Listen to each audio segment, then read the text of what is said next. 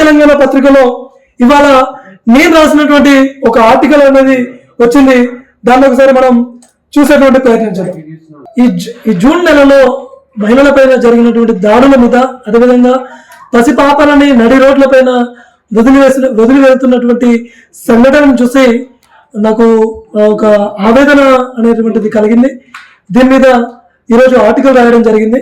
ఆ ఆర్టికల్ ప్రధాన పత్రికలో నా తెలంగాణ కోటి కథనాలు వినేటువంటి ప్రధాన పత్రికలో ఇవాళ బ్యానర్ ఐటమ్ గా వచ్చినటువంటి పరిస్థితి. ఇది కాటేసే కాలయముల కాలం. ఎత్ర నార్యస్తు పూజ్యంతే రమంతే తత్ర దేవత. ఎక్కడ స్త్రీలు పూజించబడతారో అక్కడ దేవతలు సంచరిస్తారు అని గొప్పగా చెప్పుకుంటున్నాం. కానీ అది ఆచరణలో సాధ్యపడటం లేదు. సంస్కృతి, సాంప్రదాయాలు, ఆచార వ్యవహారాలు పరిరక్షణ కావాలంటున్నాం. కానీ కనీస జ్ఞానాన్ని మన వారసత్వానికి అందించలేకపోతున్నాం. అభంశుభం ఎరగని పసికందులు జీవోత్సవాల రోడ్లపై, చెట్ల పొదల్లో, రైల్వే స్టేషన్లో దర్శనమిస్తున్నారు. కన్న తండ్రులే కాలయములవుతున్నారు. నమ్మిన వారే వమ్ము చేస్తున్నారు. బ్రతుకు జీవుడా అని ఆసరగా నిలిచిన అడ్డంగా చిదిమేస్తున్నారు. వికృత చేష్టలతో సమాజం ఎటువైపు వెళ్తుందో అని భయంగా ఉంది. ఇటీవలి కాలంలో ఈ నెల 11న పెద్దపల్లి జిల్లాలో దారుణ సంఘటన చోటు చేసుకుంది. తల్లి చంద్రుని నిద్రిస్తున్న 6 ఏళ్ల బాలికపై ఓ దుర్మార్గుడు కన్నేశాడు. పసిబుగ్గల పసిపాపను లోకం తెలియని చిన్నారిపై తన కామ వాంఛ తీర్చుకొని ఆ పసిపాప ప్రాణాలు తీసేశాడు. తన పక్కనే నిద్రిస్తున్న బిడ్డ లేదని తల్లి అర్ధరాత్రి గుర్తించి రైస్ మిల్లు పరిసరాల్లో గాలింపు చేపడితే ఆఖరికి చెట్ల పొదల్లో జీవోత్సవంలా ఆ పసిపాప ఉన్నటువంటి పరిస్థితి. అంటే 6 ఏళ్ల ఆ చిన్న పాపని ఆ యొక్క దుర్మార్గుడు చిదివేసినటువంటి పరిస్థితి. అదేవిధంగా మరొక వార్త కనుక చూసినట్లయితే, నిన్నటికి నిన్న మరో మహిళపై దుర్మార్గులు వివరించిన తీరు సభ్య సమాజం తలదించుకునేలా ఉంది. ఆ మహిళ యొక్క భూమిలోనే కౌలు చేసుకునే వ్యక్తులే తనపై దారుణానికి వడిగట్టారు. ఓ గదిలో నిర్బంధించి వివస్త్రం చేసి అత్యంత పాశవికంగా తన శరీరంపై వాతలు పెట్టడమే కాక తన ప్రైవేటు పార్ట్స్ పై పచ్చికారం చల్లి తీవ్ర హింసలు పెట్టారు. ఆ తల్లి ఎంత రోధించిందో కాపాడే నాదుడే లేకపోయాడు. బాధితురాలు అపస్మార స్థితిలోకి వెళ్ళగా ఆసుపత్రిలో చికిత్స పొందుతుంది ప్రస్తుతం. ఈ ఘటన నాగర్ కర్నూలు జిల్లా కొల్లాపూర్ మండలం మొలచింతపల్లిలో జరిగింది. బాధితురాలికి న్యాయం చేయాలంటూ ఆదివాసీ సంఘాలు రోడ్డెక్కినటువంటి పరిస్థితి. మరొక ఘటన చూసినట్లయితే, రక్షణ కల్పించాల్సిన వారే రాక్షసులుగా వ్యవహరిస్తున్నారు. ఈ ఘటన అందరినీ కలిసివేసింది. తన పోలీస్ స్టేషన్లోనే విధులు నిర్వహిస్తున్న ఓ మహిళా కానిస్టేబుల్ పై లైంగిక దాడికి పాల్పడ్డాడు ఓ సిఐ. ఆమె ఎస్పీకి ఫిర్యాదు చేయడంతో ఈ ఘటన ఆలస్యంగా వెలుగులోకి వచ్చింది. తుపాకీతో వేధించి మరి ఆ మహిళా కానిస్టేబుల్ పై దారుణానికి వడిగట్టాడు ఎస్ఐ. ఆఖరికి ఆ ఎస్ఐని సర్వీస్ నుంచి శాశ్వతంగా తొలగిస్తూ మల్టీ జోన్ ఐజీపీ ఉత్తర్వులు జారీ చేశారు. ఇక్కడ నిందితుగా ఉన్నటువంటి ఎస్ఐ గతంలో అనేక ఆరోపణలు ఎదుర్కొన్నాడు. ఇవి మహిళలపై జరిగినటువంటి దారుణాలు. మరొక ఘటన చూసినట్లయితే, తెలంగాణ నడిగొట్టున రాష్ట్రానికి తలమానికంగా చెప్పుకుంటున్నటువంటి హైదరాబాద్ లో జరిగిన ఘటన సభ్య సమాజం తలదించుకునేలా ఉంది. కన్న తండ్రి కసాయిగా మారాడు. కుమార్తెపై పాశవికంగా ప్రవర్తించాడు. కామవాంఛల నుంచి కాపాడవలసిన తండ్రే తన కామవాంఛను తీర్చుకున్నాడు. పోర్న్ వీడియోలకి ఎడిక్ట్ అయి 13 ఏళ్ల కుమార్తెపై పాడుబుద్ధి చూపాడు. కుమార్తెపై అఘాయిత్యం చేయబోయాడు. ఒప్పుకోలేదని ఆఖరికి హత్య చేశాడు. ఇది హైదరాబాద్ లో జరిగింది. ఎంత దారుణం. మరొక ఘటన, మహబూబ్నగర్ జిల్లా మరిపేడ మండలానికి చెందిన భారత్ నరేష్ ఫ్యామిలీకి చెందిన బతుకు తెరువు కోసం హైదరాబాద్కు రాగా మియాపూర్లోని నడిగడ్డ తండాలో ఈ నెల 19న ఈ ఘటన జరిగింది.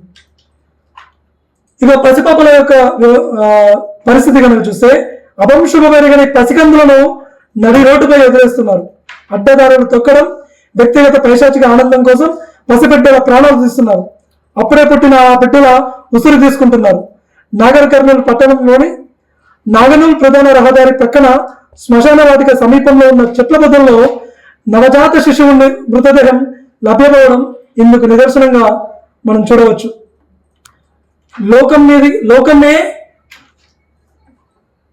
లోకం మీద నుండి భూమి మీదకి వచ్చి కొన్ని గంటలైనా కాలేదు. అంతలోనే శ్మశాన వాటికలో రోడ్డు పక్కనే కంప చెట్ల మధ్య ఆ పసికందు విగత జీవితిగా పడి ఉండటం చూపరులను కలిసివేసింది. ఆడపిల్ల అని చంపేశారా, ఇతర ఏమైనా కారణాలు ఉన్నాయా అనే అనుమానాలు వ్యక్తమవుతున్నాయి. అటు మానుకోటలో కూడా ఇదే ఘటన చోటు చేసుకుంది. సభ్య సమాజం తలదించుకునేలా అప్పుడే పుట్టిన మగ శిశువును గుర్తు తెలియని వ్యక్తులు మానుకోట రైల్వే స్టేషన్ పరిసరాల్లో పడేశారు. పసికందుని రైల్వే స్టేషన్ లో వదిలేస్తే రైల్వే పోలీసులు చేరేసేశారు. ఆ పాప యొక్క మృతదేహం కూడా ఆసుపత్రికి తరలించినటువంటి పరిస్థితి. అదేవిధంగా ఈ యొక్క సంఘటన అన్ని చూసి ఏమంటున్నాం అంటే, తల్లిదండ్రుల అలవాట్లు మారాయి, సంస్కృతి సంప్రదాయాలు కట్టుబాట్లు మోటుగా మారాయి, నేర్చుకునే విద్యలో జీవితాన్ని చక్కదిద్దే పాఠాలు కరువయ్యాయి, బట్టి చదువులు మార్కులు ర్యాంకులే ముఖ్యమయ్యాయి, పద్ధతులు కట్టుబాట్లు మానవ విలువలు నేర్పించడం మోటయింది. భారతదేశం నా మాతృభూమి, భారతీయులందరూ నా సహోదరులు అని ఫ్రిడ్జ్లో చదవడమే కానీ నిత్య జీవితంలో దాని బోధనలే నేర్చుకోలేకపోతున్నాం. తల్లిదండ్రులు మొదలు చదివేవాడి విద్య పూర్తి అయ్యే వరకు కనీస మానవీయ విలువలు నేర్చుకోలేకపోతున్నాడు. లోపం ఎక్కడ జరుగుతుంది? సాటి వనితని తల్లిగా భావించాలనే బోధనలు కరువయ్యాయి. తల్లిగా భావించాలనే బోధనలు డ్రగ్స్, మద్యం, గుట్కా లాంటి వ్యసనాలకు అలవాటు పడటం కూడా ఒక ప్రధాన కారణం. ప్యాషన్ పేరుతో పోకిర్ల చేతిలో ఆడబిడ్డలు బలైపోతున్నారు. రక్షణ వ్యవస్థ డేగకన్ను వేయాలి.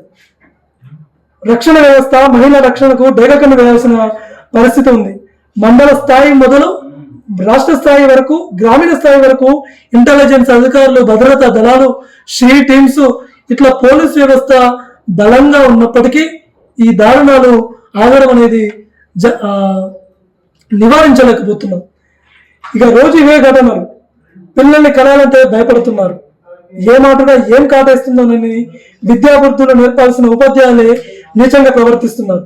అండగా నిలబడాల్సిన రక్షకులే రాక్షసులు అవుతున్నారు.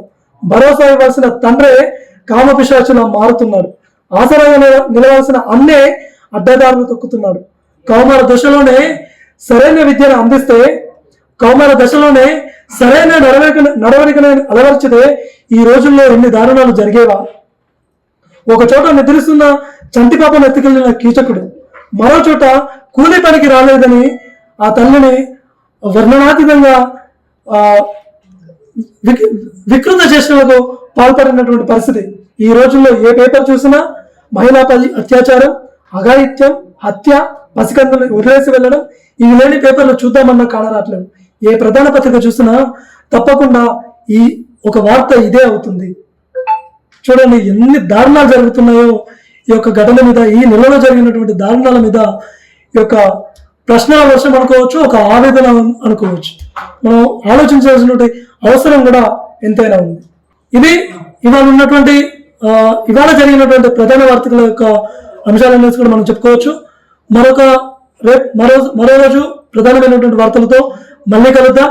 అందరూ చూస్తూనే ఉండండి. అందరూ ఇప్పటివరకైతే ఎవరైతే సబ్స్క్రైబ్ చేసుకోవాలో సబ్స్క్రైబ్ చేయండి, ఫాలో కండి, నోటిఫికేషన్ బటన్ పై క్లిక్ చేయండి.